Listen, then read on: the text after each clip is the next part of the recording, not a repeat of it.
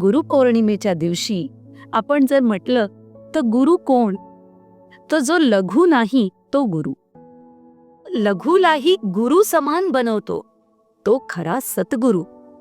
आपल्याला खरोखरच आज परमात्मा शिव त्या उच्च अवस्थेपर्यंत घेऊन जात आहे, ज्याला आपण म्हणू की आपण सगळेजण या दुनियेमध्ये राहताना सुद्धा, या जीवनामध्ये चालताना सुद्धा जीवन मुक्त अवस्थेला अनुभव करू शकू.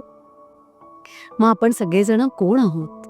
आपण सगळेजण एक सात्विक, पवित्र, शुद्ध विचार करणारी, त्याचबरोबर निर्णय घेणारी, त्याचबरोबर आचरणात आणण्याची क्षमता बाळगणारी अशी या शरीरामध्ये शरीराला चालवणारी शक्ती आत्मा आहोत. आणि या आत्म्यामध्ये परमात्म्या समान शक्ती आहे. पण आपल्या अनेक कर्मांमुळे ती शक्ती कुठेतरी दाबून गेली आहे. आणि ती सप्रेस्ड एनर्जी जर आपण पुन्हा जागृत केली तर खरोखरच आपण सगळेजण परमात्म्याला ज्या माणसांची आवश्यकता आहे, किंवा ज्या सज्जनांची आवश्यकता आहे, किंवा संतांना सुद्धा भक्तांकडून जी आज अपेक्षा होती, तीच अपेक्षा, तीच अवस्था आपल्या सगळ्यांमध्ये साकारत जाईल. आणि अशी ही ज्ञानाची परंपरा घेऊन आज परमात्मा आपल्याकडे आलेले आहे. आपल्या सगळ्यांना सांगतायत, तुम्ही विसरला होतात. जसा हनुमान विसरला होता ना त्याच्या शक्तींना, तसेच तुम्ही सगळेजण विसरला होतात. देहभानात, देहबंधनात, देह अभिमानात तुम्ही सगळेजण खरोखरच खूप दुःखी झाला होतात. तर पुन्हा एकदा सुखासाठी त्या आत्मभानात टिकून राहा. आणि आपल्याला सगळ्यांना जर ते आत्मभान मिळालं, अनुभव झालं, तर आपण सगळेजण खरोखरच सुख, शांती, समृद्धी, संपत्ती सगळ्याचे धनी होऊ. आज आपल्याला हेच तर हवं आहे ना.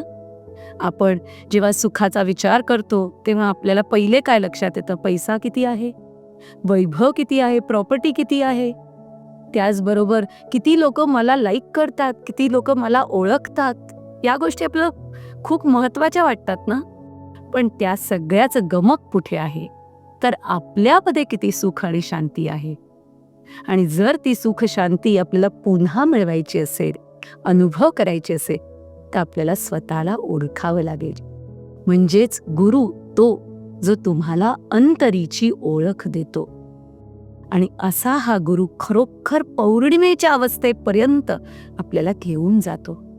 आज कुठे अमावस्येमध्ये आपण कुठे अडकतोय, कुठे टक्करतोय, कुठे अडखळतोय, अशातून आपल्याला तो पौर्णिमेच्या प्रकाशापर्यंत घेऊन जातो.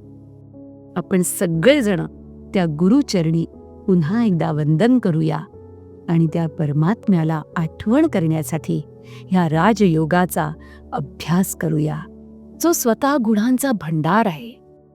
पण निर्गुण कसा? तर तो या साकार सगुण माध्यमापासून वेगळा आहे. ज्याला आपण अशरीरी म्हणतो, विदेह म्हणतो, असा हा निराकार परमात्मा. पण त्याचं रूप आहे ते आहे प्रकाश स्वरूप. जो अंधकाराला नष्ट करणारा तो गुरु, तर स्वतः तो प्रकाश स्वरूप आहे. आणि तो प्रकाश स्वरूप आपल्या सगळ्यांना जर आपण स्मरणात ठेवला तर आपणही प्रकाशाचे धनी होऊन जातो.